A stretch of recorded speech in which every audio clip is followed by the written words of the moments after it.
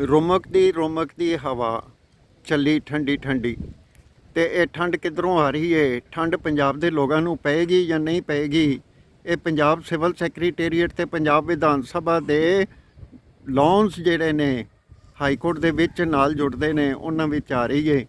ਤੇ ਇਹ ਜਿਹੜੀ ਹੈ ਕਿਵੇਂ ਤੇ ਕਿਸ ਹਿਸਾਬ ਨਾਲ ਆਪਣੀ ਕਸ਼ਮਕਸ਼ ਨੂੰ ਪੰਜਾਬ ਨੂੰ ਉਭਾਰੇਗੀ ਜਾਂ ਖਰਾਬ ਕਰੇਗੀ, ਇਹ ਜਿਹੜੀ ਗੱਲ ਹੈ ਇਹ ਕਰਨ ਲਈ ਆਪਾਂ ਇੱਥੇ ਆਏ ਹਾਂ। ਤੇ ਅੱਜ ਡਾਕਟਰ ਕਨੂ ਸ਼ਰਮਾ ਜੀ ਨੂੰ ਬੇਨਤੀ ਹੈ ਵੀ ਡਾਕਟਰ ਸਾਹਿਬ ਇੱਕ ਦੋ ਗੱਲਾਂ ਦੱਸੋ। ਤੁਹਾਨੂੰ ਪਹਿਲੇ ਤਾਂ ਜੀ ਆਇਆਂ ਨੂੰ ਆਪਣੇ ਚੈਨਲ ਤੇ ਅਸੀਂ ਕਹਿੰਦੇ ਹਾਂ ਤੁਹਾਨੂੰ। ਸਤਿ ਸ਼੍ਰੀ ਅਕਾਲ ਸਾਰੇ ਸਰੋਤਿਆਂ ਨੂੰ, ਬਹੁਤ ਬਹੁਤ ਧੰਨਵਾਦ। ਤੁਸੀਂ ਹਰ ਵਾਰ ਚੈਨਲ ਤੇ ਇੱਕ ਨਵਾਂ ਇਸ਼ੂ ਲੈ ਕੇ ਪਹੁੰਚਦੇ ਹੋ ਤੇ ਅਸੀਂ ਹਮੇਸ਼ਾ ਪੰਜਾਬ ਦੇ ਲੋਕਾਂ ਦੇ ਹਿੱਤ ਦੀ ਗੱਲ ਕਰਦੇ ਹਾਂ। ਤੇ ਅੱਜ ਵੀ ਸਰ ਇੱਕ ਬਹੁਤ ਇੰਪੋਰਟੈਂਟ ਰੈਲੇਵੈਂਟ ਇਸ਼ੂ ਲੈ ਕੇ ਆਏ ਹਾਂ ਕਿ ਕਿੱਦਾਂ ਜਿਹੜਾ ਹੈ ਪੰਜਾਬ ਦੀ ਧਰਤੀ ਲਈ ਇਹ ਇਸ਼ੂ ਬਹੁਤ ਇੰਪੋਰਟੈਂਟ ਹੈ, ਲੋਕਾਂ ਲਈ ਬਹੁਤ ਇੰਪੋਰਟੈਂਟ ਹੈ, ਸਾਡੇ ਫਾਈਨੈਂਸਿਸ ਲਈ ਬਹੁਤ ਇੰਪੋਰਟੈਂਟ ਹੈ। ਤੁਸੀਂ ਇਹ ਦੇਖੋ, ਇਹ ਗੱਲ ਕਰਨੀ ਹੈ, ਪੰਜਾਬ ਦੀ ਆਮ ਆਦਮੀ ਪਾਰਟੀ ਆਈ ਹੈ ਔਰ ਜੇ ਆਮ ਆਦਮੀ ਪਾਰਟੀ ਆਈ ਹੈ, ਸਰਕਾਰ ਲਿਆਈ ਹੈ, ਪੰਜਾਬ ਨੇ ਹੀ ਸਿਰਫ ਆਮ ਆਦਮੀ ਪਾਰਟੀ ਨੂੰ ਨਿਵਾਜਿਆ ਤੇ ਕੀ ਪੰਜਾਬ ਨੂੰ ਆਮ ਆਦਮੀ ਪਾਰਟੀ ਨੇ ਇਸ ਨਿਵਾਜਿਸ਼ ਪ੍ਰਾਪਤ ਕਰਨ ਤੋਂ ਬਾਅਦ ਕੋਈ ਇਹਨਾਂ ਨੇ ਪੰਜਾਬ ਨੂੰ ਵੀ ਕੋਈ ਮੋੜਿਆ ਜਾਂ ਨਹੀਂ ਮੋੜਿਆ? ਇਹਦੇ ਉੱਤੇ ਕਰਨੀ ਹੈ ਗੱਲ। ਡਾਕਟਰ ਸਾਹਿਬ ਤੁਸੀਂ ਇਹਦੇ ਬਾਰੇ ਦੱਸੋ ਵੀ ਪੰਜਾਬ ਦਾ ਜਿਹੜਾ ਰੈਵਨਿਊ ਹੈ ਜਾਂ ਖਜ਼ਾਨਾ ਹੈ ਜਿਹੜਾ ਉਹ ਪੰਜਾਬ ਦੇ ਲੋਕਾਂ ਦਾ ਇਸਤੇਮਾਲ ਹੋ ਰਿਹਾ ਹੈ ਜਾਂ ਨਹੀਂ ਹੋ ਰਿਹਾ, ਤੇ ਕਿੰਨੇ ਐਮਐਲਏ ਜਿਹੜੇ ਨੇ ਉਹ ਕਿਵੇਂ ਤੇ ਕਿਸ ਹਿਸਾਬ ਨਾਲ ਸੀ, ਉਹਨਾਂ ਦੀ ਗੱਲ ਅਸੀਂ ਬਾਅਦ ਹੀ ਕਰ ਲਾਂਗੇ ਕਿਸੇ ਹੋਰ ਵੀਡੀਓ ਵਿੱਚ। ਲੇਕਿਨ ਅੱਜ ਗੱਲ ਇੰਨੀ ਕੋਈ ਕਰਨੀ ਹੈ ਕਿ ਪੰਜਾਬ ਦੀਆਂ ਜਿਹੜੀਆਂ ਧੀਆਂ ਸੀ ਜਿਨ੍ਹਾਂ ਨਾਲ ਕੀਤਾ ਸੀ ਵਾਅਦਾ 1,000 ਦੀ ਪੈਨਸ਼ਨ ਦਿਆਂਗੇ, ਰੈਵਨਿਊ ਵੱਧ ਗਿਆ, 41% ਦਾ ਇਨਕਰੀਜ਼ ਦਿਖਾਇਆ ਜਾ ਰਿਹਾ ਹਰਪਾਲ ਚੀਮਾ ਜੀ ਵੱਲੋਂ, ਇਹਦੇ ਬਾਰੇ ਕੁਝ ਕਹੋ ਜਾਂ ਦੱਸੋ ਜੀ ਸਰ, ਪਹਿਲਾਂ ਤਾਂ ਜਿੱਦਾਂ ਕਿ ਅੱਜ ਸਭ ਤੋਂ ਇੰਪੋਰਟੈਂਟ ਨਿਊਜ਼ ਅੱਜ ਦੀ ਇਹ ਚੱਲ ਰਹੀ ਹੈ ਕਿ ਆਮ ਆਦਮੀ ਪਾਰਟੀ ਨੂੰ ਨੈਸ਼ਨਲ ਪਾਰਟੀ ਡਿਕਲੇਅਰ ਕਰ ਦਿੱਤਾ ਗਿਆ ਹੈ ਤੇ ਸਾਰੀ ਆਮ ਆਦਮੀ ਪਾਰਟੀ ਇਸ ਟਾਈਮ ਬਿਜ਼ੀ ਹੈ ਸੈਲੀਬ੍ਰੇਟ ਕਰਨ ਦੇ ਵਿੱਚ ਕਿ ਕਿਸ ਤਰ੍ਹਾਂ ਉਹਨਾਂ ਦੀ 10 ਸਾਲ ਦੀ ਮਿਹਨਤ ਜਿਹੜੀ ਹੈ ਰੰਗ ਲਿਆਈ ਹੈ ਤੇ ਨੈਸ਼ਨਲ ਪਾਰਟੀ ਬਣ ਗਈ। ਬਹੁਤ ਬਹੁਤ ਮੁਬਾਰਕਾਂ ਸਾਰਿਆਂ ਨੂੰ। ਬਟ ਸਾਡੇ ਪੰਜਾਬ ਦੀ ਧਰਤੀ ਲਈ ਇਹ ਕਿੰਨਾ ਕੁ ਬੂਮ ਸਾਬਿਤ ਹੋਇਆ ਹੈ, ਕਿੰਨਾ ਕੀ ਇਹ ਫਾਇਦੇਮੰਦ ਸਾਬਿਤ ਹੋਇਆ ਹੈ, ਕਿੰਨੀ ਕੀ ਸੈਲੀਬ੍ਰੇਸ਼ਨਸ ਜਿਹੜੀਆਂ ਹੈ ਇੰਪੋਰਟੈਂਟ ਹੈ, ਇਹ ਅੱਜ ਅਸੀਂ ਆਪਣੀ ਵੀਡੀਓ 'ਚ ਗੱਲ ਕਰਨ ਲੱਗੇ ਹਾਂ। ਕਿਉਂਕਿ ਪੰਜਾਬ ਦੇ ਲੋਕਾਂ ਨੂੰ ਕਿਸੇ ਨੈਸ਼ਨਲ ਪਾਰਟੀ ਜਾਂ ਕਿਸੇ ਸਟੇਟ ਪਾਰਟੀ ਦਾ ਨਾਲ ਕੋਈ ਮਤਲਬ ਨਹੀਂ। ਉਹਨਾਂ ਨੂੰ ਆਪਣੇ ਜ਼ਰੂਰਤਾਂ, ਉਹਨਾਂ ਨੂੰ ਆਪਣੇ ਆਰਥਿਕ ਸੰਕਟ 'ਚੋਂ ਨਿਕਲਣ ਦਾ ਜਿਹੜਾ ਹੈ ਇਹ ਇਹਨਾਂ ਦਾ ਮੇਨ ਮੋਟਿਵ ਹੋਣਾ ਚਾਹੀਦਾ ਪਾਰਟੀਜ਼ ਦਾ। ਸੋ ਆਮ ਲੋਕ ਜਿਹੜਾ ਇਹ ਜਾਣਨਾ ਚਾਹੁੰਦੀ ਹੈ ਕਿ ਸਟੇਟ ਐਕਸਚੈਕਰ 'ਤੇ ਕਿੰਨਾ ਕੁ ਭਾਰ ਪਿਆ ਹੈ, ਕਿੰਨਾ ਕੁ ਫਾਈਨੈਂਸ਼ੀਅਲ ਬਰਡਨ ਜਿਹੜਾ ਹੈ ਇਹ ਆਮ ਆਦਮੀ ਪਾਰਟੀ ਕ੍ਰੀਏਟ ਕਰ ਰਹੀ ਹੈ। ਦੇਖੋ, ਸਭ ਤੋਂ ਇੰਪੋਰਟੈਂਟ ਗੱਲ ਸਰ ਇਹ, ਜਦੋਂ ਵੀ ਇਹ MLAs MPs ਜਾਂ ਜੋ ਵੀ ਸਰਕਾਰਾਂ ਦਾ ਪੈਸਾ ਜਿਹੜਾ ਯੂਜ਼ ਹੁੰਦਾ ਹੈ ਕੋਈ ਵੀ ਕੰਮ ਦੇ ਵਿੱਚ, ਕਿਸੇ ਇਲੈਕਸ਼ਨ ਮੋਟਿਵ ਦੇ ਵਿੱਚ ਜਾਂ ਕਿਸੇ ਹੋਰ ਸਟੇਟ ਦੇ ਵਿੱਚ ਜਦੋਂ ਇਲੈਕਸ਼ਨਸ ਹੁੰਦੇ ਨੇ, ਕੀ ਇਹਦਾ ਜਿਹੜਾ ਭਾਰ ਹੈ ਕੌਣ ਚੱਕਦਾ ਹੈ? ਪੰਜਾਬ ਸਰਕਾਰ ਚੱਕਦੀ ਹੈ। ਕੀ ਇਹ ਪਾਰਟੀ ਫੰਡ ਦੇ ਵਿੱਚੋਂ ਆਉਂਦਾ ਹੈ, ਜਿਹੜੀ ਸੋ ਕਾਲਡ ਨੈਸ਼ਨਲ ਪਾਰਟੀ ਬਣੀ ਹੈ, ਕੀ ਉਸ ਪਾਰਟੀ ਫੰਡ ਦੇ ਵਿੱਚੋਂ ਜਾ ਰਿਹਾ ਜਾਂ ਪੰਜਾਬ ਦੇ ਲੋਕਾਂ ਦੀ ਜੇਬਾਂ 'ਚੋਂ ਜਾ ਰਿਹਾ? ਜੀ ਸਭ ਤੋਂ ਇੰਪੋਰਟੈਂਟ ਇਹ ਕਿ ਪੰਜਾਬ ਦੇ ਲੋਕਾਂ ਦੀ ਜੇਬਾਂ ਕੱਟ ਕੇ ਜਿਹੜਾ ਹੈ ਇਹ ਨੇਤਾ ਲੋਕ ਇੱਧਰ ਆਪਣੇ ਜੇਬਾਂ ਦੇ ਵਿੱਚ ਪਾ ਰਹੇ ਨੇ। ਰੈਵਨਿਊ ਜਿਹੜਾ ਹੈ ਪੰਜਾਬ ਸਰਕਾਰ, ਸਾਡੇ ਟੈਕਸ ਜਿਹੜਾ ਟੈਕਸ ਪੇਅਰਸ ਹਾਂ ਅਸੀਂ, ਸਾਡਾ ਟੈਕਸ ਇਹਨਾਂ ਦੀ ਜੇਬਾਂ 'ਚ ਜਾ ਰਿਹਾ ਹੈ, ਇਹਨਾਂ ਦੇ ਖਰਚੇ ਪੁਗਾ ਰਿਹਾ ਹੈ, ਇਹਨਾਂ ਦਾ ਆਉਣ ਜਾਣ, ਇਹਨਾਂ ਦੇ ਚੌਪਰ ਦੇ ਖਰਚੇ, ਇਹ ਸਾਰੇ ਜਿਹੜਾ ਹੈ ਇਹਨਾਂ ਦੇ ਸੈਰ ਸਪਾਟਾ ਜਿਹੜਾ ਹੈ ਉਹ ਸਾਰਾ ਸਪਾਂਸਰ ਕਰ ਰਹੇ ਅਸੀਂ ਪੰਜਾਬ ਦੇ ਲੋਕ, ਪੰਜਾਬ ਦੇ ਟੈਕਸ ਪੇਅਰ, ਪੰਜਾਬ ਦੇ ਪ੍ਰੋਫੈਸ਼ਨਲਸ, ਪੰਜਾਬ ਦੇ ਆਮ ਲੋਕ ਜਿਹੜਾ ਹੈ ਇਹਨਾਂ ਦਾ ਸੈਰ ਸਪਾਟਾ ਸਪਾਂਸਰ ਕਰ ਰਹੇ ਹੈ। ਜੀ ਜਿਹੜੀਆਂ ਵੀ ਪੰਜਾਬ ਦੇ ਜਿਹੜੇ MLA ਨੇ ਉਹਨਾਂ ਦੀਆਂ ਸ਼ਾਦੀਆਂ ਹੋ ਰਹੀਆਂ, ਉਹਦੇ ਵਿੱਚ ਸਰਕਾਰੀ ਖਰਚੇ ਦਾ ਕਿੰਨਾ ਹੱਥ ਹੈ ਜਾਂ ਆਪਣੇ ਖਰਚੇ ਦਾ ਕਿੰਨਾ ਹੱਥ ਹੈ? ਇਹਦੇ ਬਾਰੇ ਵੀ ਥੋੜ੍ਹੀ ਜਿਹਾ ਜਾਣਕਾਰੀ ਦਿਓ ਸਾਨੂੰ। ਜੀ ਅੱਜ ਕੱਲ੍ਹ ਸਰ ਬੜੀ ਇੱਕ ਜਿਹੜਾ ਹੈ ਪੋਸਟਰ ਵਾਇਰਲ ਹੋਇਆ ਸੀ ਕਿ ਆਮ ਆਦਮੀ ਪਾਰਟੀ ਜਿਹੜਾ ਹੈ ਇੱਥੇ ਤੀਵੀਆਂ ਇਕੱਠੀਆਂ ਕਰਨ ਲੱਗੇ ਹੋਏ ਆ ਆਮ ਆਦਮੀ ਪਾਰਟੀ ਦੇ ਲੋਕ, ਤੇ ਉਹਦੇ ਤੇ ਜਿਹੜਾ ਹੈ ਤੰਦ ਕੱਸਦੇ ਹੋਏ ਬੜੇ ਲੋਕਾਂ ਨੇ ਇਹ ਕਿਹਾ ਕਿ ਆਮ ਆਦਮੀ ਪਾਰਟੀ ਲੋਕਾਂ ਦੇ ਹਿੱਤ ਦੀ ਜਗ੍ਹਾ ਆਪਣਾ ਸੈਲਫ ਇੰਟਰਸਟ ਦੇਖਦੇ ਹੋਏ, ਆਪਣਾ ਪਰਸਨਲ ਲਾਈਫ ਦੇਖਦੇ ਹੋਏ ਆਪਣੇ ਮੰਤਰਾਲਿਆਂ ਦੇ ਵਿੱਚੋਂ ਪੈਸੇ ਇਕੱਠੇ ਕਰਕੇ ਵਿਆਹ ਸ਼ਾਦੀਆਂ ਕਰ ਰਹੇ ਨੇ। ਪਹਿਲਾਂ ਦੇਖੋ ਕਿਸੇ ਦਾ ਵਿਆਹ ਨਹੀਂ ਹੋਇਆ, ਜਿੱਦਾਂ ਹੀ ਪੈਸੇ ਆਏ, ਜਿੱਦਾਂ ਹੀ ਪੈਸੇ ਇਕੱਠੇ ਹੋਏ, ਜਿੱਦਾਂ ਹੀ ਇਲੀਗਲ ਜਿਹੜਾ ਹੈ ਇਹਨਾਂ ਨੇ ਪੈਸੇ ਸਾਰੇ ਬਣਾਏ, ਆਪਣੇ ਜੇਬਾਂ ਭਰੀਆਂ ਆਪਣੀਆਂ ਪੰਜਾਬ ਸਰਕਾਰ ਦੇ ਮੰਤਰੀਆਂ ਨੇ, ਨਾਲ ਹੀ ਦੇਖੋ ਸਭ ਦੇ ਵਿਆਹ ਹੋ ਗਏ। ਤੇ ਇਸ ਤਰ੍ਹਾਂ ਜਿਹੜਾ ਇਹ ਐਵੀਡੈਂਟ ਆਫ ਦੀ ਫੈਕਟ ਹੈ ਕਿ ਹਾਂ ਪੈਸਾ ਇਕੱਠਾ ਕੀਤਾ ਜਾ ਰਿਹਾ 6 ਮਹੀਨੇ 'ਚ ਜਾਂ ਸਾਲ ਦੇ ਵਿੱਚ ਆਮ ਆਦਮੀ ਪਾਰਟੀ ਜਿਹੜੀ ਹੈ ਕਿੱਥੋਂ ਤੋਂ ਕਿੱਥੇ ਪਹੁੰਚ ਗਈ ਹੈ।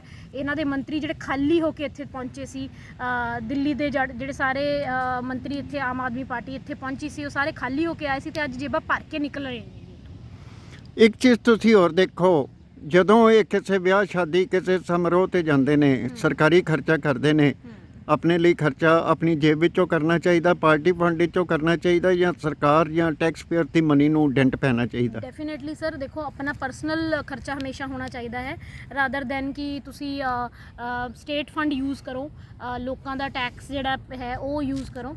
ਪਰ ਇਹ ਅਸੀਂ ਸਾਰੇ ਜਾਣਦੇ ਹਾਂ, ਇਹਦੇ 'ਚ ਕੋਈ ਦੋ ਰਾਏ ਨਹੀਂ ਹੈ। ਅਨਡਾਊਟਡਲੀ ਜਿਹੜਾ ਹੈ ਸਾਰਾ ਪੈਸਾ ਜਿਹੜਾ ਹੈ ਪਾਰਟੀ ਦੇ ਫੰਡ ਦੇ ਵਿੱਚ ਇਸੇ ਤਰ੍ਹਾਂ ਕ੍ਰੀਏਟ ਕੀਤਾ ਜਾਂਦਾ ਹੈ। ਦੂਸਰੇ ਸਟੇਟਸ ਦੇ ਵਿੱਚ ਜਿਹੜੇ ਇਲੈਕਸ਼ਨਸ ਹੁੰਦੇ ਉਹਨਾਂ ਨੂੰ ਸਪਾਂਸਰ ਕੀਤਾ ਜਾਂਦਾ ਹੈ। ਅਸੀਂ ਇਹ ਜੋ ਵੀ ਸਰਕਾਰ ਇੱਥੋਂ ਇਕੱਠੇ ਕਰਦੀ ਹੈ, ਚਾਹੇ ਉਹ ਮਾਈਨਿੰਗ ਹੋਵੇ, ਚਾਹੇ ਉਹ ਹੋਰ ਜਿਹੜਾ ਹੈ ਐਵੀਨਿਊਜ਼ ਹੋਣ ਇਨ ਦੀ ਸਟੇਟ ਆਫ ਪੰਜਾਬ, ਉਹ ਸਾਰਾ ਕੁਝ ਜਿਹੜਾ ਹੈ ਮਿਲੀ ਭਗਤ ਹੁੰਦੀ ਹੈ। ਇਹਨਾਂ ਸਭ ਦਾ ਜਿਹੜਾ ਹੈ ਇੱਕ ਕਨਸਪੀਰੇਸੀ ਹੁੰਦੀ ਹੈ ਕਿ ਹਾਊ ਟੂ ਕਲੈਕਟ ਮਨੀ, ਚਾਹੇ ਉਹ ਲੀਗਲ ਮਨੀ ਉਹ ਲੀਗਲ ਤਰੀਕੇ ਨਾਲ ਕਲੈਕਟ ਕੀਤੀ ਗਈ ਹੁੰਦੀ ਹੈ, ਰੈਵਨਿਊਜ਼ 'ਚੋਂ, ਟੈਕਸ 'ਚੋਂ, ਜੋ ਇਹਨਾਂ ਦਾ ਐਕਸਪੈਂਡੀਚਰ ਉਹਦੇ 'ਚੋਂ ਆਉਂਦਾ ਹੈ ਸਰਕਾਰਾਂ ਦੇ ਜਿਹੜੇ ਐਵੀਨਿਊਜ਼ ਨੇ। ਬਟ ਉਹ ਜਿਹੜੀ ਮਨੀ ਸਰਕਾਰ ਕੋਲ ਜਾਣ ਦੀ ਜਗ੍ਹਾ ਤੇ ਲੋਕਾਂ ਦੇ ਹਿੱਤ ਵਿੱਚ ਲੱਗਣ ਦੀ ਜਗ੍ਹਾ ਤੇ ਪਾਰਟੀ ਫੰਡ 'ਚ ਚਲੀ ਜਾਂਦੀ ਹੈ, ਪਾਰਟੀ ਦੇ ਅੱਗੇ ਜਿਹੜੀ ਇਲੈਕਸ਼ਨ ਸਪਾਂਸਰ ਕਰਨ ਲਈ ਚਲੀ ਜਾਂਦੀ ਹੈ। ਇੱਕ ਤਾਏ ਦੀ ਧੀ ਚੱਲੀ ਤਾਂ ਮੈਂ ਕਿਉਂ ਰਾਂ ਕੱਲੀ।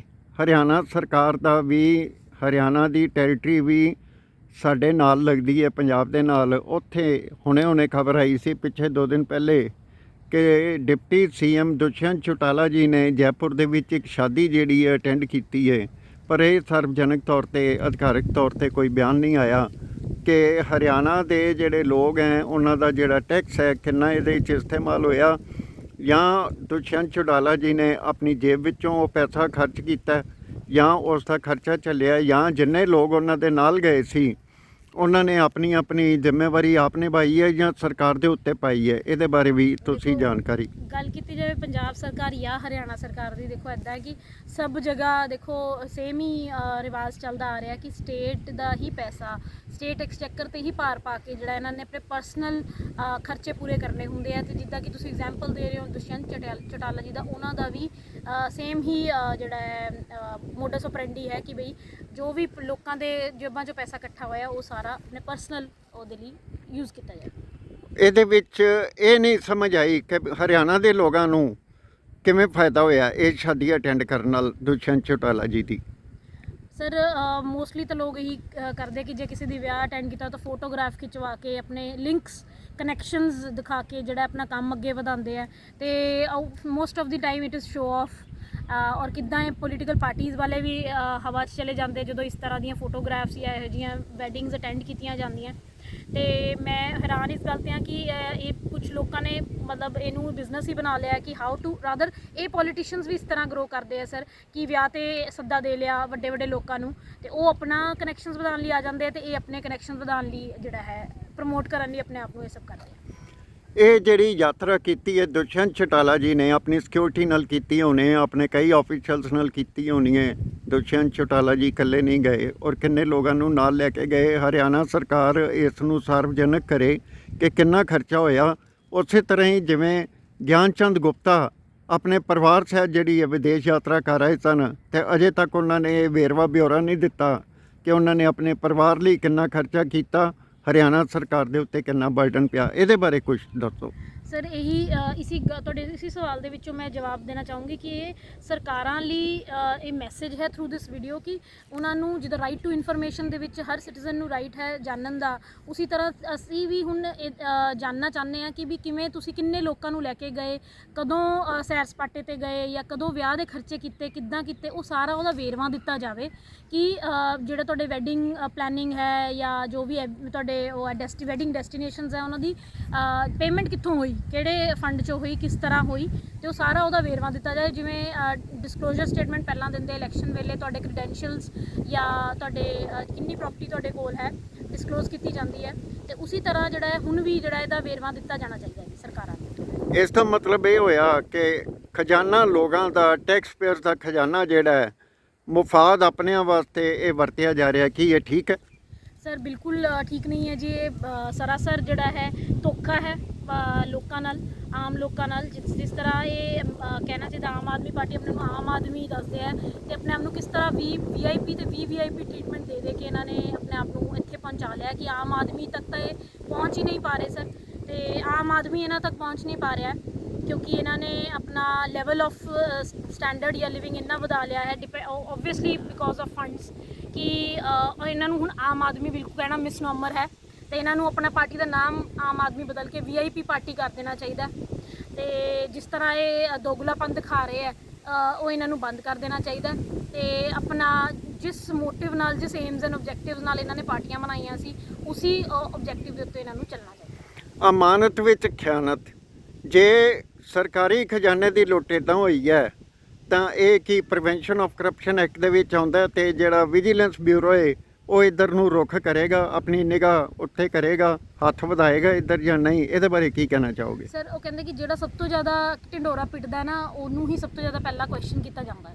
ਹੁਣ ਕਹਿਣਾ ਨਹੀਂ ਚਾਹੀਦਾ, ਆਮ ਆਦਮੀ ਪਾਰਟੀ ਸਰਕਾਰ ਇਹੋ ਜਿਹੀ ਜਿਹੜੀ ਸਭ ਤੋਂ ਜ਼ਿਆਦਾ ਐਂਟੀ ਕਰਪਸ਼ਨ ਦੇ ਖਿਲਾਫ ਬੋਲੀ ਹੈ, ਪ੍ਰਗਤੀ ਮੈਦਾਨ ਤੋਂ ਲੈ ਕੇ ਹੁਣ ਤੱਕ, 2012 ਤੋਂ ਲੈ ਕੇ ਹੁਣ ਤੱਕ, ਤਾਂ ਹੀ ਕਰਕੇ ਸਭ ਤੋਂ ਪਹਿਲਾਂ ਇਹਨਾਂ ਦੇ ਖਿਲਾਫ ਜਿਹੜਾ ਹੈ ਇਹ ਮੁਹਿੰਮ ਚੱਲੀ ਗਈ ਹੈ, ਜਿਹਨੂੰ ਹੁਣ ਇਹ ਕਹਿ ਰਹੇ ਆ ਕਿ ED ਤੇ CBI ਨੂੰ ਇਹ ਮਿਸਯੂਜ਼ ਕਰਦੇ ਆ, ਰੂਲਿੰਗ ਪਾਰਟੀਜ਼, BJP ਐਕਸੈਟਰਾ। ਇਹ ਹੁਣ ਆਪਣੇ ਆਪ ਨੂੰ ਸੇਵ ਕਰਨ ਲਈ ਇਹੋ ਜਿਹੀਆਂ ਗੱਲਾਂ ਕਰਦੇ ਆ। ਅਦਰਵਾਈਜ਼ ਜਿੰਨਾ ਜ਼ਿਆਦਾ ਤੁਸੀਂ ਐਂਟੀ ਕਰਪਸ਼ਨ ਕਰੋਗੇ, ਯਾਨੀ ਉਹੀ ਬੰਦਾ ਸਭ ਤੋਂ ਜ਼ਿਆਦਾ ਕਰਪਸ਼ਨ ਕਰ ਰਿਹਾ। ਇਹ ਤਾਂ ਦੇਖੋ ਪੁਰਾਣੀ ਮੰਨੀਆਂ ਹੋਈਆਂ ਗੱਲਾਂ ਹੈ ਕਿ ਜਿਹੜਾ ਸਭ ਤੋਂ ਜ਼ਿਆਦਾ ਅਪੋਜ਼ ਕਰੇਗਾ ਕਿਸੇ ਚੀਜ਼ ਨੂੰ, ਮਤਲਬ ਉਹ ਖੁਦ ਸਭ ਤੋਂ ਜ਼ਿਆਦਾ ਉਸ ਚੀਜ਼ ਦੇ ਵਿੱਚ ਇਨਵੋਲਵਡ ਹੈ। ਸੋ ਆਈ ਥਿੰਕ ਕਰਪਸ਼ਨ ਦਾ ਜਿਹੜਾ ਚਾਰजेस ਹੈ ਸਭ ਤੋਂ ਪਹਿਲਾਂ ਇਹਨਾਂ 'ਤੇ ਲੱਗਣੇ ਚਾਹੀਦੇ ਹੈ। POCA ਜਿਹੜਾ ਐਕਟ ਹੈ, ਪ੍ਰੀਵੈਂਸ਼ਨ ਆਫ ਕਰਪਸ਼ਨ ਐਕਟ, ਇਹਨਾਂ ਦੇ ਉੱਤੇ ਲੱਗਣਾ ਚਾਹੀਦਾ। ਇਹ ਵੀ ਪਬਲਿਕ ਅਫੀਸ਼ੀਅਲਸ ਦੇ ਵਿੱਚ ਫਾਲ ਕਰਦੇ ਆ, ਤੇ ਇਹਨਾਂ ਦੀ ਸਾਰੀ ਚੈਕਿੰਗ ਹੋਣੀ ਚਾਹੀਦੀ ਹੈ ਜੀ। ਜਿਸ ਤਰ੍ਹਾਂ ਦਾ ਇਹ ਵੇਰਵਾ ਸ਼ੋਅ ਕਰਦੇ ਆ ਕਿ ਸਾਡੇ ਕੋਲ ਇੰਨੀ ਪ੍ਰਾਪਰਟੀ ਹੈ, ਇਹ ਵਾਲੀ ਗੱਡੀ ਹੈ, ਮੈਨੂੰ ਇਹ ਸਾਰਾ ਜਿਹੜਾ ਹੈ ਝੂਠ ਲੱਗਦਾ।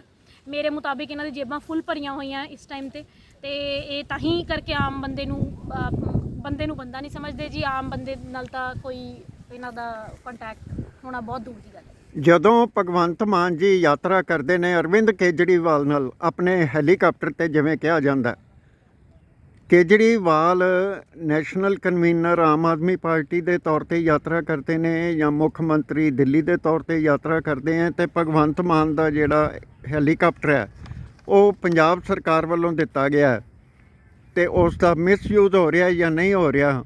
ਕਿ ਇਹਦੇ ਉੱਤੇ ਭਗਵੰਤ ਮਾਨ ਜੀ ਆਪਣੇ ਖਿਲਾਫ ਜਾਂ ਕੇਜਰੀਵਾਲ ਜੀ ਦੇ ਖਿਲਾਫ FIR ਕਰਾਉਣਗੇ ਜਾਂ ਨਹੀਂ ਕਰਾਉਣਗੇ? ਇਹ ਇੱਕ ਸਵਾਲ ਹੈ ਤੁਹਾਡੇ ਲਈ। ਸਰ ਮੇਰੇ ਲਈ ਮੈਨੂੰ ਇਹ ਲੱਗਦਾ ਕਿ ਇਹ ਸਭ ਗੱਲਾਂ ਜਿਹੜੀਆਂ ਹੈ ਬਿਲਕੁਲ ਸਹੀ ਹੈ। ਕਿੱਦਾਂ ਮਿਸਯੂਜ਼ ਹੋ ਰਿਹਾ ਫੰਡਸ ਦਾ, ਮਿਸ ਐਪਰੋਪਰੀਏਸ਼ਨ ਹੋ ਰਿਹਾ ਫੰਡਸ ਦਾ, ਬਟ ਇਹ ਸਿਰਫ ਇੱਕ ਸਰਕਾਰ ਲਈ ਨਹੀਂ ਹੈ ਸਰ। ਮੈਂ ਇਹ ਵੀ ਗੱਲ ਜ਼ਰੂਰ ਕਹਿਣਾ ਚਾਹੂੰਗੀ ਕਿ ਸਾਰੀ ਸਰਕਾਰਾਂ ਹੀ ਇਹੋ ਜਿਹੀਆਂ ਹੀ ਨੇ, ਬਟ ਇਹ ਕਿ ਐਟ ਪ੍ਰੈਜ਼ੈਂਟ ਅਸੀਂ ਸਾਡੇ ਆਮ ਆਦਮੀ ਪਾਰਟੀ ਤਾਂ ਅਸੀਂ ਇਸ ਬਾਰੇ ਗੱਲ ਕਰ ਰਹੇ ਹਾਂ। ਅਦਰਵਾਈਜ਼ ਦਿਸ ਇਜ਼ ਟਰੂ ਕਿ ਜਿਹੜੇ ਸਾਰੇ ਪਾਰਟੀਜ਼ ਹੈ ਉਹ ਸਾਰੇ ਮਿਸਯੂਜ਼ ਕਰਦੀਆਂ, ਮਿਸ ਐਪਰੋਪਰੀਏਟ ਕਰਦੀਆਂ ਇਹਨਾਂ ਫੰਡਸ ਨੂੰ। ਤੇ ਫੋਰ ਐਗਜ਼ਾਮਪਲ ਜਿਵੇਂ ਦਿੱਲੀ ਦੇ CM ਇੱਥੇ ਆਉਂਦੇ ਤਾਂ ਉਹਨਾਂ ਨੂੰ ਸਪੈਸ਼ਲ ਚੌਪਰ ਅਰੇਂਜ ਕੀਤਾ ਜਾਂਦਾ ਹੈ, ਜਾਂ ਭਗਵੰਤ ਮਾਨ ਨੇ ਆਪਣਾ ਪਰਸਨਲ ਚੌਪਰ ਰੱਖਿਆ ਹੋਇਆ ਹੈ। ਇਹੋ ਜਿਹੀਆਂ ਚੀਜ਼ਾਂ ਇਹ ਸਭ ਡੈਫੀਨੇਟਲੀ ਸਰ ਇਹ ਦਰਸਾਉਂਦੀਆਂ ਕਿ ਹਾਂਜੀ ਮਿਸਯੂਜ਼ ਹੋ ਰਿਹਾ ਜੀ ਫੰਡਸ। ਪੰਜਾਬ ਦੇ ਤੇ ਹਰਿਆਣਾ ਦੇ ਖਜ਼ਾਨੇ ਨੂੰ ਧੱਕਾ ਕਿਵੇਂ ਵੱਜ ਰਿਹਾ ਹੈ, ਤੇ ਇਹ ਲੋਕ ਆਪਣੇ ਮਫਾਦਾਂ ਲਈ ਅੱਗੋਂ ਟਰਮ ਲੈਣ ਦੀ ਖਾਤਰ ਇਹ ਇਸ ਤਰ੍ਹਾਂ ਦਾ ਪ੍ਰਪੰਚ ਤੇ ਸਟੰਟ ਰਚ ਰਹੇ ਨੇ? ਕੀ ਇਹ ਠੀਕ ਹੈ? ਸਰ ਸਟੰਟਸ ਤੇ ਪਰਪੰਚ ਦੀ ਗੱਲ ਕੀਤੀ ਤਾਂ ਮੇਰਾ ਹਾਸਾ ਹੀ ਨਿਕਲ ਗਿਆ, ਬਟ ਹਾਂ ਦਿਸ ਇਜ਼ ਸੋ ਟਰੂ। ਅੱਜ ਕੱਲ੍ਹ ਬਹੁਤ ਸਾਰੇ ਸਟੰਟਸ ਤੇ ਪਰਪੰਚ ਚੱਲ ਰਹੇ ਹੈ, ਜਿਨ੍ਹਾਂ ਦਾ ਸਭ ਨੂੰ ਪਤਾ ਹੈ। ਆਈ ਥਿੰਕ ਵਕੀਲ ਸਾਡੇ ਬੜੇ ਸਮਝਦਾਰ ਨੇ, ਲੋਕ ਸਾਡੇ ਬੜੇ ਸਮਝਦਾਰ ਨੇ ਜੀ, ਉਹਨਾਂ ਨੂੰ ਸਭ ਸਮਝ ਆ ਰਹੀ ਹੈ। ਲੇਕਿਨ ਇਹ ਕਿ ਹਾਂ ਇਹ ਜਿਹੜੀ ਮਾਰਕੀਟਿੰਗ ਸਟ੍ਰੈਟਜੀ ਹੈ ਜਾਂ ਕਹਿ ਲਓ ਪ੍ਰਪੰਚ ਚੱਲ ਰਹੇ ਨੇ ਜੀ, ਇਹ ਬਹੁਤ ਕਾਮਨ ਹੋ ਗਏ ਹੈ। ਔਰ ਇਹ ਕਿਉਂ ਹੋ ਰਹੇ ਹੈ? ਆਈ ਥਿੰਕ ਉਹੀ ਗੱਲ ਹੈ ਕਿ ਆਪਣੀ ਪਾਰਟੀ ਨੂੰ ਅੱਗੇ ਵਧਾਉਣ ਲਈ, ਆਪਣਾ ਪੋਰਟਫੋਲੀਓ ਅੱਗੇ ਵਧਾਉਣ ਲਈ, ਮਤਲਬ ਉਹੀ ਗੱਲ ਆ ਗਈ ਕਿ ਅਸੀਂ ਸਿਰਫ ਵਕੀਲਾਂ ਨੂੰ ਦੋਸ਼ ਦੇ ਦਿੰਦੇ ਹਾਂ ਜੀ, ਪਰ ਇਹ ਪੋਲੀਟੀਸ਼ੀਅਨਸ ਵੀ ਕੁਝ ਘੱਟ ਨਹੀਂ ਹੈ। ਤੁਸੀਂ ਇਹ ਦੇਖੋ, ਭਗਵੰਤ ਮਾਨ ਜੀ ਇਸੇ ਤਰ੍ਹਾਂ ਹੀ ਕੰਮ ਕਰ ਰਹੇ ਨੇ ਜਿਸ ਤਰ੍ਹਾਂ ਮੋਦੀ ਜੀ ਅਣਥੱਕ ਕੋਸ਼ਿਸ਼ਾਂ ਕਰ ਰਹੇ ਨੇ, ਤੇ ਫਰਕ ਦੋਨਾਂ ਵਿੱਚ ਕੋਈ ਨਹੀਂ। ਸਨੇ ਕੇਜਰੀਵਾਲ ਸਾਹਿਬ ਦੇ ਜਾਂ ਹੋਰ ਜਿਹੜੇ ਸਟੇਟਾਂ ਦੇ ਮੁੱਖ ਮੰਤਰੀ ਨੇ ਜਾਂ ਮੰਤਰੀ ਨੇ ਉਹਨਾਂ ਦਾ, ਕਿਉਂਕਿ ਉਹਨਾਂ ਦਾ ਹਿਸਾਬ ਜਿਹੜਾ ਉਹ ਇਸ ਤਰ੍ਹਾਂ ਦਾ ਚੱਲ ਰਿਹਾ, ਦਫ਼ਤਰ ਵਿੱਚ ਘੱਟ ਤੇ ਪਬਲਿਕ ਵਿੱਚ ਤੇ ਸਟੇਟ ਤੋਂ ਬਾਹਰ ਜ਼ਿਆਦਾ। ਇਹਦੇ ਬਾਰੇ ਕੁਝ ਕਹੋਗੇ? ਸਰ ਇਹ ਗੱਲ ਮੈਂ ਪਰਸਨਲੀ ਵੀ ਫੀਲ ਕਰਦੀ ਹਾਂ ਕਿ ਮੈਂ ਦੇਖਿਆ ਕਿ ਸਰਕਾਰਾਂ ਕੰਮ ਘੱਟ ਕਰ ਰਹੀਆਂ ਤੇ ਜ਼ਿਆਦਾ ਤੋਂ ਜ਼ਿਆਦਾ ਸਟੇਟਸ ਕਵਰ ਕਰਨ ਦੀ ਕੋਸ਼ਿਸ਼ ਕਰ ਮੈਂ ਬਿਲਕੁਲ ਉਹ ਮਤਲਬ ਹੈਰਾਨ ਹਾਂ ਇਸ ਗੱਲ 'ਤੇ ਕਿ ਕਿੱਦਾਂ ਇਹਨਾਂ ਨੂੰ ਟਾਈਮ ਮਿਲਦਾ ਹੈ ਐਜ਼ ਮਤਲਬ ਸੀਐਮ, ਤੇ ਉਸ ਤੋਂ ਬਾਅਦ ਇੱਦਾਂ ਦੌਰੇ ਕਰਨਾ ਅਲੱਗ-ਅਲੱਗ ਸਟੇਟਸ ਦੇ, ਫਿਰ ਪਰਸਨਲ ਲਾਈਫ ਸੰਭਾਲਣਾ। ਡੈਫੀਨੇਟਲੀ ਮੈਨੂੰ ਲੱਗਦਾ it takes a toll on their life for sure. ਤੇ ਮੈਨੂੰ ਲੱਗਦਾ ਇਹਨਾਂ ਦਾ ਸਿਰਫ ਏਮ ਪੋਲੀਟੀਕਲ ਹੀ ਹੈ, ਸੋਚਦੇ ਵੀ ਪੋਲੀਟੀਕਲ ਹੀ ਹੈ, ਇਹ ਸੋਚਦੇ ਵੀ ਉਸੇ ਤਰ੍ਹਾਂ ਕਿ ਕਿੱਦਾਂ ਪੋਲੀਟਿਕਸ 'ਚ ਅੱਗੇ ਵਧਣਾ ਹੈ, ਕਿੱਦਾਂ ਸਟੇਟ ਟੂ ਸਟੇਟ ਕਵਰ ਕਰਦੇ ਜਾਣਾ ਹੈ। ਤੇ ਇਹ ਮੈਨੂੰ ਲੱਗਦਾ strategy is part of there lives now, and ਇਹ ਨਾਰਮਲ ਲੋਕਾਂ ਦੀ ਤਰ੍ਹਾਂ ਨਹੀਂ ਸੋਚਦੇ, ਇਹਨਾਂ ਦੀ ਨਾਰਮਲ ਲਾਈਫ ਨਹੀਂ ਹੈ ਬਿਲਕੁਲ ਵੀ। ਆਲ ਦੇ no is politics. Arvind Kejriwal ji ਨੇ ਇੱਕ ਨਵੀਆਂ ਲੀਹਾਂ ਰੱਖੀਆਂ ਤੇ ਨੀਹਾਂ ਵੀ ਰੱਖੀਆਂ ਤੇ ਪਿਰਤਾਂ ਵੀ ਪਾਈਆਂ। ਉਹ ਕਿਸ ਤਰ੍ਹਾਂ? ਉਹ ਇਸ ਤਰ੍ਹਾਂ ਕਿ ਉਹਨਾਂ ਨੇ ਆਮ ਆਦਮੀ ਪਾਰਟੀ ਜਿਹੜੀ ਹੈ ਅੰਨਾ ਹਜ਼ਾਰੇ ਦੀ ਮੂਵਮੈਂਟ ਵਿੱਚੋਂ ਨਿਕਲੀ ਸੀ ਤੇ ਫਿਰ ਉਹਨਾਂ ਨੇ ਮੁੱਖ ਮੰਤਰੀ ਬਣੇ ਦਿੱਲੀ ਦੇ, ਤੀਜੀ ਵਾਰੀ ਬਣੇ ਨੇ, ਹਰ ਵਾਰੀ ਪੈਨਸ਼ਨ ਔਰ ਤਨਖਾਹ ਵੀ ਨਾਲ। ਤੇ ਫਿਰ ਇੱਕ ਗੱਲ ਹੋਰ ਜਿਹੜੀ ਕਹਿਣੀ ਚਾਹਾਂਗਾ ਕਿ ਉਹਨਾਂ ਨੇ ਸਿਸੋਦੀਆ ਸਾਹਿਬ ਨੂੰ, ਜਿਹੜੇ ਉਹਨਾਂ ਦੇ ਸੀਗੇ ਡਿਪਟੀ ਸੀਐਮ, ਸਾਰੇ ਜਿਹੜੇ ਮਹਿਕਮੇ ਸੀ ਆਪਣੇ ਵੀ ਰੱਖੇ ਹੋਏ ਸੀ, ਆਪਣੇ ਕੋਲ ਕੁਝ ਨਹੀਂ ਸੀ ਰੱਖਿਆ ਹੋਇਆ, ਆਪਣੇ ਕੋਲ ਫੇਰਾ ਤੋਰਾ ਹੀ ਰੱਖਿਆ ਹੋਇਆ ਸੀ। ਕਿ ਇਹ ਆਮ ਆਦਮੀ ਪਾਰਟੀ ਦੇ ਨੈਸ਼ਨਲ ਕਨਵੀਨਰ ਹੋ ਕੇ ਤੇ ਮੁੱਖ ਮੰਤਰੀ ਦੀ ਜਿਹੜਾ ਪਦ ਹੈ ਉਹਦੇ ਵਿੱਚ ਕੰਮ ਨਾ ਕਰਕੇ ਦੁਰਉਪਯੋਗ ਕੀਤਾ? ਬਿਲਕੁਲ ਸਰ, ਇਹ Manish Sisodia is one of the glaring examples ਕਿ ਫੜਿਆ ਗਿਆ ਸਮਹਾਓ, ਕਿਤੇ ਲੂਪ ਹੋਲ ਮਿਲ ਗਿਆ ਗਵਰਨਮੈਂਟ ਨੂੰ ਜਿਹਦੇ ਕਰਕੇ ਫੜਿਆ ਗਿਆ। He is not enlarged on bail. Point is ਕਿ ਹੋਰ ਇਹੋ ਜਿਹੇ ਬੜੇ ਸਾਰੇ ਕਿੱਸੇ ਹੋਣਗੇ ਜਿਹਦੇ ਕਰਕੇ ਤੁਸੀਂ ਦੇਖੋ ਲੋਕ ਅਚਾਨਕ ਛੁਪ ਗਏ ਹੈ, ਅਚਾਨਕ ਸਟੇਟ ਟੂ ਸਟੇਟ ਜਾਣ ਲੱਗ ਗਏ ਆ, because they want to hide ਕੋਈ ਚੋਰੀ ਆਫ ਦੇਅਰਸ, ਹੈ ਨਾ। ਔਰ ਕਹਿੰਦੇ ਚੋਰ ਸਭ ਤੋਂ ਪਹਿਲਾਂ ਭੱਜਦਾ ਹੈ ਜੀ। ਸੋ ਉਹ ਗੱਲ ਹੈ ਕਿ ਕੁਛ ਤਾਂ ਹੈ ਲੁਕਾਉਣ ਵਾਲਾ ਜਿਹੜਾ ਇਹਨਾਂ ਨੇ ਲੁਕਾਇਆ ਹੋਇਆ ਹੈ, ਤੇ ਡੈਫੀਨੇਟਲੀ ਸਿਰਫ ਮਨੀਸ਼ ਸਿਸੋਦੀਆ ਇਹਦੇ ਵਿੱਚ ਫਸ ਗਏ। ਤੇ ਕਹਿੰਦੇ ਨੈਕਸਟ ਨੰਬਰ ਕੇਜਰੀਵਾਲ ਜੀ ਦਾ ਹੀ ਹੈ ਸ਼ਾਇਦ। ਸੋ ਉਸ ਤੋਂ ਬਾਅਦ ਸ਼ਾਇਦ ਭਗਵੰਤ ਮਾਨ ਜੀ ਦਾ ਨੰਬਰ ਆਵੇ। ਸੋ ਇਹ ਤਾਂ ਮੈਨੂੰ ਲੱਗਦਾ ਸੀਰੀਜ਼ 'ਚ ਚੱਲੇਗਾ ਹੁਣ। ਆਲ ਇੱਕ ਇਸ ਗੱਲ ਮਨੀਸ਼ ਸਿਸੋਦੀਆ ਦੇ ਐਗਜ਼ਾਮਪਲ ਤੋਂ ਇੱਕ ਚੀਜ਼ ਹੋ ਗਈ ਕਿ ਇਹ ਕੌਸ਼ੀਅਸ ਹੋ ਗਿਆ, ਪਹਿਲਾਂ ਤੋਂ ਪ੍ਰੂਡੈਂਟ ਹੋ ਗਿਆ ਕਿ ਹੁਣ ਕੋਈ ਵੀ ਹਰਕਤ ਕਰਨ ਤੋਂ ਪਹਿਲਾਂ 100 ਵਾਰ ਸੋਚਣਗੇ, ਕਿ ਪੰਜਾਬ ਦੀ ਐਕਸਾਈਜ਼ ਪਾਲਿਸੀ ਬਣਾਉਣ ਤੋਂ ਪਹਿਲਾਂ 100 ਵਾਰ ਸੋਚਣਗੇ। ਸੋ ਇਹ ਚੀਜ਼ ਹੈ। ਅਦਰਵਾਈਜ਼ ਹੁਣ ਇਹਨਾਂ ਦੇ ਫੜਨ ਦੇ ਚਾਂਸ ਤਾਂ ਘੱਟ ਹੈ, ਅਦਰਵਾਈਜ਼ ਬਸ ਇੱਕ ਮਨੀਸ਼ ਸਿਸੋਦੀਆ ਹੀ ਜਿਹੜਾ ਹੈ ਇਹਨਾਂ ਦੇ ਟਾਰਗੇਟ 'ਚ ਹੈ। ਜੇ ਕੇਜਰੀਵਾਲ ਜੀ ਨੇ, ਅਰਵਿੰਦ ਕੇਜਰੀਵਾਲ ਜੀ ਨੇ ਬਤੌਰ ਮੁੱਖ ਮੰਤਰੀ ਤਨਖਾਹ ਲਈ ਹੈ, ਪਰਕਸ ਲਏ ਨੇ, ਪੱਤੇ ਲਏ ਨੇ, ਤੇ ਕੰਮ ਉਹਨਾਂ ਨੇ ਆਮ ਆਦਮੀ ਪਾਰਟੀ ਦੇ ਨੈਸ਼ਨਲ ਕਨਵੀਨਰ ਦਾ ਕੀਤਾ ਹੈ, ਤੇ prevention of corruption act the case ਬਣਦਾ ਹੈ ਜਾਂ ਨਹੀਂ ਬਣਦਾ, ਇਹਦੇ ਬਾਰੇ ਜਾਣਕਾਰੀ ਦਿਓ। ਬਿਲਕੁਲ ਸਰ, ਬਣਦਾ, ਕਿਉਂਕਿ ਸਭ ਤੋਂ ਜ਼ਿਆਦਾ ਕਰਪਸ਼ਨ ਕਰਕੇ ਐਕਸਾਈਜ਼ ਪਾਲਿਸੀਜ਼ ਬਣਾ ਕੇ ਪੈਸੇ ਖਾ ਕੇ ਈਦਰ ਥਰੂ ਪ੍ਰੋਜੈਕਟਸ ਔਰ ਥਰੂ ਦੀਜ਼ ਪਾਲਿਸੀਜ਼ ਇਹਨਾਂ ਨੇ ਇਸੇ ਤਰ੍ਹਾਂ ਆਪਣੇ ਸੰਪत्ति ਬਣਾਈ ਹੈ, ਚਾਹੇ ਜਿੰਨਾ ਮਰਜ਼ੀ ਸ਼ੋਅ ਕਰਦੇ ਰਹਿਣ। ਅੰਦਰ ਖਾਤੇ ਪਤਾ ਨਹੀਂ ਕਿਹੜੇ ਬੈਂਕਸ 'ਚ ਇਹਨਾਂ ਦੀ ਸੰਪत्तियाँ ਹੋਣੀਆਂ ਜਾਂ ਕਿਹੜੇ ਬੈਂਕਸ 'ਚ ਇਹਨਾਂ ਦੇ ਪੈਸੇ ਪਏ ਹੋਣਗੇ, ਬਾਹਰ ਸਵਿਸ ਬੈਂਕ ਵੀ ਆਲ ਨੋ। ਸੋ ਇਸ ਤਰ੍ਹਾਂ ਜਿਹੜਾ ਕਾਲਾ ਧਨ ਜਿਹਦੀ ਬਾਬਾ ਰਾਮਦੇਵ ਜੀ ਗੱਲ ਕਰਦੇ ਆ ਬਹੁਤ ਜ਼ਿਆਦਾ, ਤਾਂ ਇਹ ਮਨੀ ਲਾਂਡਰਿੰਗ ਜਾਂ ਬਲੈਕ ਮਨੀ ਜਿਹੜਾ ਹੈ ਛੁਪਾਉਣ ਦੇ ਤਰੀਕੇ ਬਹੁਤ ਕਾਮਨ ਨੇ ਇੰਡੀਆ 'ਚ, ਔਰ ਚੋਰ ਨੂੰ ਦੱਸ ਹੀ ਦਿੰਦਾ ਕਿ ਇਹ ਤਰੀਕੇ ਕੀ ਹੈ। ਸੋ ਇਹਨਾਂ ਨੂੰ ਕਿਤੋਂ ਲੱਭਣ ਦੀ ਲੋੜ ਨਹੀਂ ਉਹ ਤਰੀਕੇ, ਪਰ ਹਾਂ definitely corruption is there in their party for sure. You cannot create funds like this, you cannot contest elections in any state by being honest. ਤੁਸੀਂ ਅਗਰ ਬਿਜ਼ਨਸ ਵੀ ਚਲਾਉਣਾ ਹੈ, ਤੁਸੀਂ ਅਗਰ ਆਪਣੀ ਵਕਾਲਤ ਵੀ ਚਲਾਉਣੀ ਹੈ, you need money for that. No one can start his or her business without loan or without borrowing money or doing such thing, money laundering or black money. So it is just that ਕਿ ਸਿਰਫ ਗੱਲਾਂ ਟਕੋਸਲੇਬਾਜ਼ੀ ਹੈ ਜੀ, ਹੋਰ ਕੁਛ ਨਹੀਂ। ਇੱਕ ਅਖੀਰਲਾ ਸਵਾਲ ਕਿ ਜੇ ਮੁੱਖ ਮੰਤਰੀ ਅਰਵਿੰਦ ਕੇਜਰੀਵਾਲ ਦਿੱਲੀ ਨੇ ਕੋਈ ਕੰਮ ਨਹੀਂ ਕੀਤਾ, ਉਹਨਾਂ ਤੇ prevention of corruption act the case ਬਣਦਾ ਹੈ, ਤੇ ਭਗਵੰਤ ਮਾਨ ਜੀ ਨੇ ਜਿਹੜੀਆਂ ਅਰਵਿੰਦ ਕੇਜਰੀਵਾਲ ਨੂੰ ਕਨਵੀਨਰ ਆਮ ਆਦਮੀ ਪਾਰਟੀ ਨੂੰ ਜਿਹੜੀਆਂ ਉਡਾਰੀਆਂ ਦੂਜੀਆਂ ਸਟੇਟਾਂ ਦੀਆਂ ਪੰਜਾਬ ਸਰਕਾਰ ਦੇ ਖਰਚੇ ਤੇ ਹੈਲੀਕਾਪਟਰ ਤੇ ਲਵਾਈਆਂ, ਭਗਵੰਤ ਮਾਨ ਜੀ ਵੀ ਇਸ ਦਾਇਰੇ 'ਚ ਆਉਂਦੇ ਨੇ ਜਾਂ ਨਹੀਂ ਆਉਂਦੇ? ਬਿਲਕੁਲ ਆਉਂਦੇ ਆ ਸਰ। ਮੈਂ ਸੁਣਿਆ ਤੇ ਕਿਹਾ ਜਾਂਦਾ ਕਿ ਸਿਰਫ ਇੱਕ ਭਗਵੰਤ ਮਾਨ ਜੀ ਇਹੋ ਜਿਹੇ ਜਿਹੜੇ ਸਭ ਤੋਂ ਇਮਾਨਦਾਰ ਨੇ, ਪਰ ਮੈਨੂੰ ਇਹ ਲੱਗਦਾ ਕਿ ਜੇ ਤੁਸੀਂ ਜਿਹੜਾ ਹੈ ਇਹੋ ਜਿਹੀ ਬੇਈਮਾਨੀ ਨੂੰ ਸਪੋਰਟ ਕਰ ਰਹੇ ਹੋ, ਮਕਾਰੀ ਨੂੰ ਸਪੋਰਟ ਕਰ ਰਹੇ ਹੋ, ਕਰਪਸ਼ਨ ਨੂੰ ਸਪੋਰਟ ਕਰ ਰਹੇ ਹੋ, ਜਾਂ ਜਿਵੇਂ ਕ੍ਰਿਸ਼ਨ ਜੀ ਕਹਿੰਦੇ ਆ ਕਿ ਜ਼ੁਲਮ ਕਰਨਾ ਗਲਤ ਗੱਲ ਤੇ ਜ਼ੁਲਮ ਸਹਿਣਾ ਉਸ ਤੋਂ ਵੀ ਜ਼ਿਆਦਾ ਗਲਤ ਗੱਲ ਹੈ, ਉਸੇ ਤਰ੍ਹਾਂ ਕਿ ਤੁਸੀਂ ਇਹੋ ਜਿਹੀ ਚੀਜ਼ਾਂ ਨੂੰ ਸਪੋਰਟ ਵੀ ਕਰੋਗੇ ਤਾਂ ਮੈਨੂੰ ਲੱਗਦਾ ਤੁਸੀਂ ਵੀ ਭਾਗੀਦਾਰ ਹੋ ਫਿਰ, ਹੈ ਨਾ। ਤੇ ਜੇ ਤੁਸੀਂ ਮਮ ਹੋ ਹਰ ਚੀਜ਼ ਦੇ ਉੱਤੇ, you are not reacting and thinking ਕਿ ਇਹ ਸਕੈਂਡਲਸ ਤਾਂ ਚੱਲਦੇ ਰਹਿੰਦੇ ਹੈ ਜਾਂ this is part of politics and ਇਹ ਤਾਂ ਨਾਰਮਲ ਜੀ ਗੱਲ ਹੈ। ਜੇ ਤੁਸੀਂ ਸਪੋਰਟ ਕਰੋਗੇ ਇਹੋ ਚੀਜ਼ਾਂ ਤਾਂ definitely you are part of this. ਦੂਜਾ ਟੈਸਟ ਕੇਸ ਲੋਕ ਸਭਾ ਦੀ ਅਦਾਲਤ ਦੀ ਜ਼ਿਮਨੀ ਚੋਣ ਦਾ ਜਲੰਧਰ ਦਾ ਆ ਗਿਆ। ਪਹਿਲੀ ਤਾਂ ਸੰਗਰੂਰ ਵਾਲੀ ਤਾਂ ਹਾਰ ਗਏ ਸੀ, ਜਿਹੜੀ ਇਕਲੌਤੀ ਸੀਟ ਸੀ ਇਹਨਾਂ ਕੋਲ ਲੋਕ ਸਭਾ ਦੀ, ਉਹ ਹਾਰ ਗਏ ਨੇ।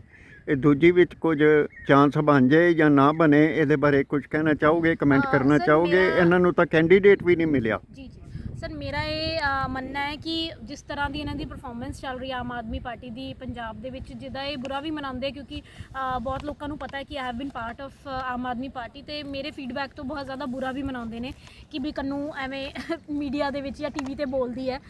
ਬਟ ਮੈਨੂੰ ਇਹ ਲੱਗਦਾ ਕਿ ਲੋਕਤੰਤਰ ਦੇ ਵਿੱਚ ਇੱਕ ਵਕੀਲ ਨਹੀਂ ਜੇ ਬੋਲੇਗਾ, ਇੱਕ ਹਿਊਮਨ ਰਾਈਟਸ ਲਾਇਰ ਨਹੀਂ ਬੋਲੇਗਾ, ਜਾਂ ਮੈਂ ਆਪਣੀ ਵੌਇਸ ਨੂੰ ਰੋਕ ਲੂੰਗੀ ਤਾਂ ਕਿੱਦਾਂ ਚੱਲੇਗਾ। ਕਹਿੰਦੇ ਇੱਕ ਜਾਨਵਰ ਤੇ ਹਿਊਮਨ ਬੀਇੰਗ ਦੇ ਵਿੱਚ ਇੱਕ ਇਹੀ ਫਰਕ ਹੁੰਦਾ ਕਿ ਹਿਊਮਨ ਬੀਇੰਗ ਹੈਜ਼ ਵੌਇਸ। ਸੋ ਮੈਨੂੰ ਲੱਗਦਾ ਅਗਰ ਤੁਸੀਂ ਆਪਣੀ ਆਵਾਜ਼ ਨਹੀਂ ਚੱਕੋਗੇ ਤਾਂ ਕਿਵੇਂ ਹੋਏਗਾ, just because you are part of that party. ਤਾਂ ਮੈਨੂੰ ਲੱਗਦਾ, ਔਰ ਕਹਿੰਦੇ ਰਿਸਪੈਕਟ ਇਜ਼ ਮਿਊਚੁਅਲ, ਰਾਈਟ। ਸੋ ਜਿੰਨੀ ਪਾਰਟੀ ਨੇ ਸਾਡੀ ਉਹ ਕੀਤੀ, ਉਨੀ ਕਿ ਅਸੀਂ ਫਿਰ ਪਾਰਟੀ ਦੀ ਉਹ ਕਰ ਦਿੰਦੇ ਹਾਂ, ਕਦਰ ਕਰ ਲੈਂਦੇ ਹਾਂ। ਸੋ ਪੁਆਇੰਟ ਇਜ਼ ਕਿ ਜਲੰਧਰ ਦੀ ਜਿਹੜੀ ਸੀਟ ਹੈ ਮੇਰੇ ਮੁਤਾਬਿਕ ਕਿਸੇ ਵੀ ਹਾਲਤ 'ਚ ਨਹੀਂ ਜਿੱਤ ਸਕਦੇ, ਕਿਸੇ ਵੀ ਹਾਲਤ 'ਚ ਨਹੀਂ। ਉਹਦਾ ਰੀਜ਼ਨ ਇਹ ਹੈ ਸਰ ਕਿ ਇਹਨਾਂ ਦੀ ਪਰਫਾਰਮੈਂਸ ਠੀਕ ਨਹੀਂ ਹੈ। ਦੂਸਰੀ ਗੱਲ ਇਹ ਹੈ ਕਿ ਇਹ ਲੋਕਾਂ ਨੂੰ ਨਾਲ ਜੁੜ ਕੇ ਨਹੀਂ ਚੱਲ ਰਹੇ। ਤੀਸਰੀ ਗੱਲ ਇਹ ਹੈ ਕਿ I am part of this party, ਸਾਡੇ ਕੋਈ ਕੰਮ ਨਹੀਂ ਹੋ ਰਹੇ। ਚੌਥੀ ਗੱਲ ਇਹ ਕਿ ਜਿਹੜੇ ਜੁੜੇ ਹੋਏ ਸੀ ਉਹੀ ਟੁੱਟ ਰਹੇ ਨੇ। ਪੰਜਵੀਂ ਗੱਲ ਇਹ ਕਿ ਇਹ ਹਜੇ ਇਸ ਟਾਈਮ ਤੇ ਬਹੁਤ ਹਵਾ ਦੇ ਵਿੱਚ ਨੇ ਜੀ, ਬਹੁਤ ਜ਼ਿਆਦਾ ਜਿਹੜਾ ਹੈ ਐਸਾ ਹੀ ਮਤਲਬ ਕਲਾਊਡ 9 ਤੇ ਚੱਲ ਰਿਹਾ, ਜਿਹਦੇ ਕਰਕੇ ਜ਼ਮੀਨੀ ਗਰਾਊਂਡ ਰਿਐਲਿਟੀ ਤੋਂ ਬਹੁਤ ਦੂਰ ਨੇ ਜੀ। ਤੇ ਜਲੰਧਰ ਦੀ ਸੀਟ ਬੜੀ ਇੰਪੋਰਟੈਂਟ ਸੀਟ ਰਹੀ ਹੈ ਤੇ ਲੱਕ ਹੈਜ਼ ਇਟ ਕਿ ਇਹ ਖਾਲੀ ਹੋ ਗਈ ਬਿਕੋਜ਼ ਆਫ ਡੈਥ ਆਫ ਸੰਤੋਖ ਚੌਧਰੀ। ਤੇ ਉਸ ਤੋਂ ਬਾਅਦ ਜਿਹੜੀ ਹੁਣੇ ਮਿਲੀ ਹੈ, ਮੈਨੂੰ ਲੱਗਦਾ ਇੱਕ ਅੱਛਾ ਕੈਂਡੀਡੇਟ ਆ ਸਕਦਾ ਸੀ ਕਿ ਅਸੀਂ ਦੂਸਰੀ ਪਾਰਟੀ ਦੇ ਐਮਐਲਏ ਨੂੰ ਟਿਕਟ ਦੇਣਾ, ਜਿਹਦਾ ਨਾਮ ਵੀ ਮੈਨੂੰ ਲੱਗਦਾ ਕੁਝ ਖਾਸ ਪਪੂਲਰ ਨਹੀਂ ਹੈ। ਉਹ ਵਾਲੀ ਗੱਲ ਹੈ ਕਿ ਜਿਵੇਂ 92 ਸੀਟ ਜਿੱਤ ਗਏ, ਇਹਨਾਂ ਨੂੰ ਲੱਗਦਾ ਇਹ ਵੀ ਜਿੱਤ ਜਾਣਗੇ। ਤੇ ਸੰਗਰੂਰ ਭਗਵੰਤ ਮਾਨ ਜੀ ਦੀ ਖੁਦ ਦੀ ਸੀਟ ਜਿਹੜੀ ਹੈ ਉਹ ਹਾਰ ਗਏ, ਤੇ ਜਲੰਧਰ ਤਾਂ ਸਰ ਕੁਝ ਵੀ ਨਹੀਂ ਹੈ। ਤੇ ਮੈਨੂੰ ਲੱਗਦਾ ਲੋਕਾਂ ਦਾ ਰੋਸ਼ ਦਿਖਾਉਣ ਦਾ ਇਹੀ ਤਰੀਕਾ ਹੈ। ਅਗਰ ਲੋਕ ਐਕਚੁਅਲੀ 'ਚ ਅਵੇਅਰ ਨੇ ਵਾਟ ਦੇ ਆਰ ਡੂਇੰਗ, ਅਗਰ ਲੋਕ ਐਕਚੁਅਲੀ 'ਚ ਅਵੇਅਰ ਨੇ ਕਿ ਉਹਨਾਂ ਦੇ ਕੰਮ ਨਹੀਂ ਹੋ ਰਹੇ, ਕੁਝ ਡਿਪਾਰਟਮੈਂਟਸ ਨੂੰ ਨੌਕਰੀਆਂ ਦੇਣ ਨਾਲ ਸਰਕਾਰਾਂ ਚੱਲਦੀਆਂ ਨਹੀਂ ਹੁੰਦੀਆਂ। ਮੈਨੂੰ ਇਹ ਲੱਗਦਾ ਕਿ ਇਹਨਾਂ ਨੂੰ ਮੂੰਹ ਤੋੜ ਜਵਾਬ ਜਨਤਾ ਜ਼ਰੂਰ ਦੇ। ਪੰਜਾਬ ਦੇ ਲੋਕਾਂ ਨੂੰ ਕੀ ਮਿਲਿਆ, ਇਹ ਤੁਹਾਡੇ ਨਾਲ ਸਾਂਝੀ ਕਰ ਦਿੱਤੀ ਇਹ ਗੱਲ। ਜਿਹੜੀ ਸਰਕਾਰ, ਜਿਹੜੀ ਪਾਰਟੀ ਆਪਣਾ ਫੇਅਰ ਕ੍ਰਿਟਿਸਿਜ਼ਮ ਟੋਲਰੇਟ ਨਹੀਂ ਕਰ ਸਕਦੀ, ਉਹਦਾ ਕੀ ਅਸਰ ਹੋਏਗਾ? ਚਲਦੇ ਚਲਦੇ ਇਹ ਦੱਸ ਦਿਓ ਬਸ। ਸਰ ਮੈਂ ਇਹ ਗੱਲ ਕਰਨਾ ਨਹੀਂ ਚਾਹ ਰਹੀ ਸੀ, ਬਟ ਫਿਰ ਵੀ ਚਲੋ ਆਈ ਥਿੰਕ ਜਨਤਾ ਨੂੰ ਜ਼ਰੂਰ ਪਤਾ ਹੋਣਾ ਚਾਹੀਦਾ। ਜਿਹੜੀ ਮੇਰੀ ਬੇਸਿਕ ਨੇਚਰ ਹੈ ਕਿ ਆਈ always say on the face of it ਕਿ ਸੱਚ ਬਰਦਾਸ਼ਤ ਕਰਨਾ, ਬਿਟਰ ਟਰੂਥ ਬਰਦਾਸ਼ਤ ਕਰਨਾ ਸਭ ਦੇ ਬਸ ਦੀ ਗੱਲ ਨਹੀਂ ਹੈ। Fair criticism is allowed in good faith. If your intentions are good, then there are no regrets.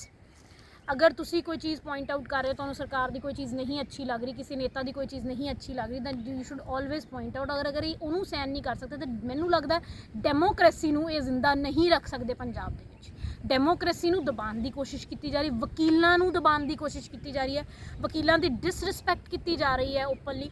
सो ये सब गल्लां जड़ियां है पार्टी के लोगों नू जिहड़े थल्ले लैवल ते वो समझनी चाहिए। मैनू लगता पार्टी के लीडर्स नू जिहड़ा है एक क्लीयर इंस्ट्रक्शन, क्योंकि असी कम्यूनिटी हाँ सर, लॉयर्स एक कम्यूनिटी है।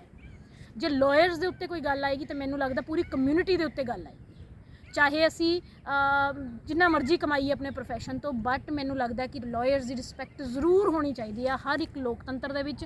उन्हां दी सलाह लेनी चाहिए, उन्हां दी कंसलटेशन होनी चाहिए हर चीज़ दे विच। ते जे वो वकीलों को उन्नी इंपोर्टेंस नहीं दे रहे, हुण किन्ना की साडा फंड आया साडे हाई कोर्ट दे विच, वी ऑल नो राइट। इस एग्जैक्टिव कमेटी ने किन्ना की सक्सैस हासिल की है सरकार तो फंड्स लैण लई, सानू सब नू पता है। तो एडवोकेट प्रोटैक्शन एक्ट लई की कीता पंजाब ने, हजे तक कुछ नहीं। दिल्ली दे विच रादर हो भी गया है, पर पंजाब दे विच हजे तक कुछ नहीं होया जी। और ये वेट कर रहे सी दिल्ली की डैथ जोड़ा केस आया उहदी, जबकि कद दा मैं ही 2-3-4 बार ट्वीट कर चुकी हाँ to have law on advocate protection act. तो जोड़ा मतलब foundation of justice delivery system है, लॉयर्स उन्होंने लिए नहीं कोई कुछ कर पा रहा। इत्थे वोट मंगन नहीं आ जाते हैं सर, इत्थे फंक्शनस करन लग जाते हैं। हुण हरियाणा के इलैक्शनस आ गए, हुण अधिवक्ता परिषद आ जाएगी, होर बड़े लोग आ जाएंगे इत्थे हरियाणा के इलैक्शनस के मोटिव नाल। तो मैनूं समझ नहीं आती कि यही वकीलों की प्रोटैक्शन लिए की कीता सरकार।